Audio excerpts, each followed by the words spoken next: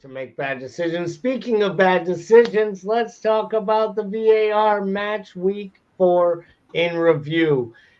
And there were a few calls this week. I don't think they were as bad as some of the other weekends we've had in the past, but let's start with arguably the biggest match of the weekend. I don't even think it was arguably the biggest match between Arsenal and Tottenham.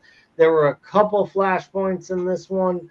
None bigger or quicker than the Urian Timber potential red card when he stomped on the shin of Pedro Porro. Got a yellow on the pitch. Doesn't surprise me. Anthony Taylor shows a yellow. Doesn't surprise me. VAR decides you should maybe think about looking at it.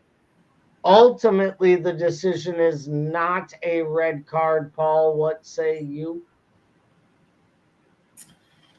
Well, we're probably biased as the banner that hangs above our heads, but for me, if it's a red on Curtis Jones last year, it's a red here, right? I mean, it's the exact same friggin' tackle. That was what I thought too. They tried to actually defend it today by declaring that it was different because he didn't come over the ball. He came down on the player. I think it's the league maybe realizing they made a mistake last year. I think it is the classic orange tackle. I think that was what we all said last year with Curtis Jones. If you see it in real time, you're like, ooh, it doesn't look good. You watch it in replay, it looks worse. If you watch it in real speed in replay, it doesn't look as bad. And I think you can make those same comments for this tackle here. I thought at the time it was good to keep the match 10-on-10 because it just felt like it was getting out of control anyways, and I didn't think that Spurs deserved to be a man up at that moment of the match. Though I do think that Timber is very lucky because I think on a different day he sees red for the initial tackle, and then there's nothing VAR can do. So for me, I don't agree with the call. I don't disagree with the call. I think if I put my bias, my Liverpool hat on, I recognize quickly that that's, something I want to see a red card for because that's been shown against us multiple times in the last couple of years. In this case, I'm not sure it was the bad call. I think it could have went either way. I just think it was bad refereeing all around when it comes to how Taylor and Atwell handled it. Same match. The Romero potential handball on the Vicario save where he knocks it up in the air and it bounces off his arm. It went to like a minute and a half VAR review, which I only have to say, F you VAR. Because if we're spending time for that to be questioned, a handball, a goalie makes a world-class save. The ball bounces up, hits a defender who has no idea where the ball is in a natural position on his arm, and it came off the goalkeeper, which means it came off a defensive player, which means you don't even have to look at it for a handball. To me, this is what's everything wrong about VAR. I think they spent more time on that than they did the Timber red card, which just makes me question, why do we do this at all? Yeah, it'd be one thing if they're like analyzing one part of that, but there are multiple reasons why it's not a handball, right? So you only need one. Only need one, fellas. Unbelievable. Crystal Palace versus Leicester City. Mateta scores the first goal, and we get possibly the worst angle on that play ever imaginable. Pretty much, and Steve Cooper is obviously hanging on it. Ultimately, they use the angles they have, which makes them believe the player is onside based on where the offside angle lines are. Semi-automated offside may change all of this and will change this, but until we have it, we can't worry about what we don't have.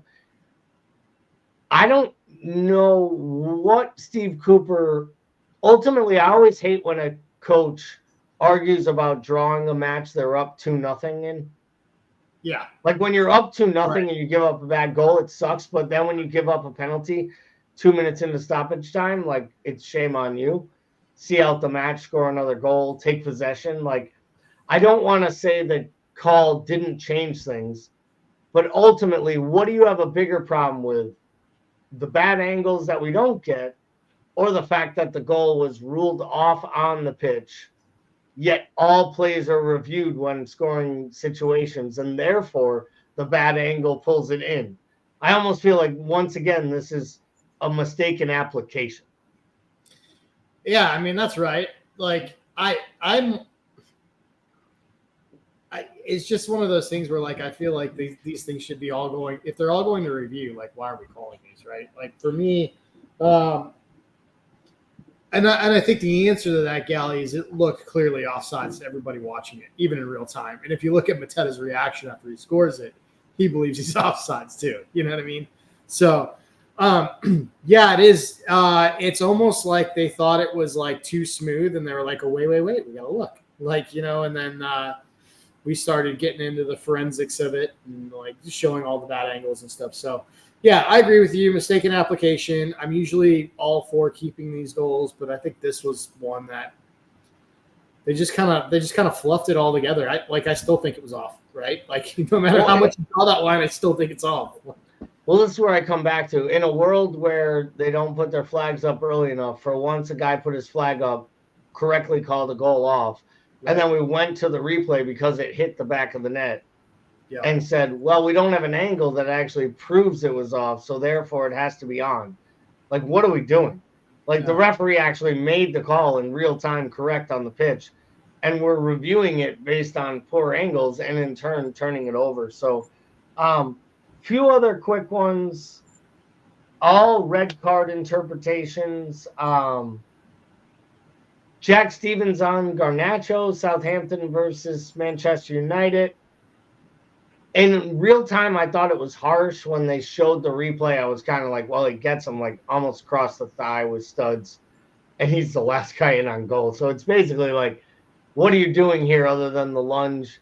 Do you think Southampton is just kind of being targeted because they did have those couple times where they baited the teams into red cards earlier in the season, and now it's 2 weeks in a row with a red card against them that are both borderline? Do you think it's just they're starting to feel the pressure of being in the Premier League without a point and knowing how hard that is? I don't think they're targeted. I don't know if it has anything to do with pressure. I just think these referees are programmed to make decisions on these challenges based on the height of the challenge, right? Call me old school. I think you can slow these down, and a lot of times they look like reds. To me, they're yellows. Like, I thought this was a yellow. I still stand by that. I'd still call it a yellow. Like, so here's my thing. Like, I believe it's a yellow. If somebody argues for a red, I can buy it too. Like, I get it, right? Like, I think it's one of those ones that's an orange, right? Like, yeah. And like, for me, it's like, I think the bottom line is, if you're a player and you come in like that and you're that high, you can't be surprised if you get it, right? Like, I still think it's just a hard challenge. And the reason it's yellow for me is because of the angle of the challenge. Like, for me, that's a yellow card angle. But like I said, with the height and in the force going in, I get why it was a red. So Manchester City versus Brentford. Wisa scores early in the match. Kovacic absolutely clears them out. I think it's the 42nd, 43rd minute of the first half. Wisa goes down, really bad injury on his ankle. He can't continue after the half. Kovacic sees yellow for the tackle. VAR reviews it for a potential red. What say you? I mean, I think it's another border one. I'm more likely to give this one red. And I know you're not supposed to referee this way, but this is like the third or fourth challenge Kovacic has had like this. Well, that's the issue I have. It's the player that did it where I would probably have the bigger issue with. Yeah. I quantified that when I wrote down BS tackle, not red, but dirty as shit. Like, dirty as shit. You know what you're doing, and you are that guy. You're the enforcer. Rodri isn't playing. It's kind of your job at the moment. And it just felt lazy. It felt cheap. And it felt like an intent to injure a player, which is an area where I'd say, like, you could give the red. But again, I think it's that borderline. But I know he's dirty as a player. I know the play is dirty. and because of it, I hate it. Like, I hate It's so everything hard about because, the like, tackle. you're not supposed to ref on reputation. You're not supposed to ref an intent. And like you see that challenge, and both of those things are the first two things you think about, right? Like, I mean, Well, that's just what real life does and how it happens. And then lastly, in the Bournemouth versus Chelsea match, which happened so late in the afternoon on a day where I was already watching way too many hours of football, including Liverpool just capitulating against Forest at home. I was not watching a second of that Forest or of that Bournemouth Chelsea match, but I hear there was a red card, and I have seen the highlights. A red card shout for Sanchez clearing out Evanilson.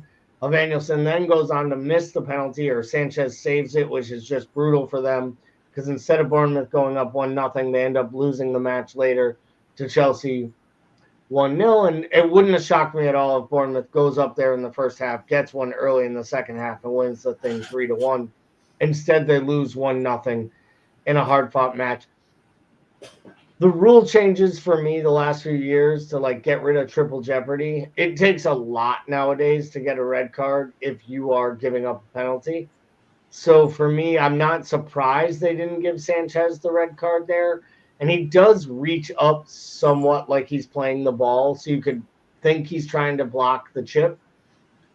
Did you think there was a chance he'd see red there? I personally thought it was kind of like, again, I thought this was just VAR wasting time looking at things we don't need to look at. Because that to me looked like a foul on the pitch, a penalty, and a yellow card all day long. And we had to go to a VAR decision, which probably hurt the penalty taker.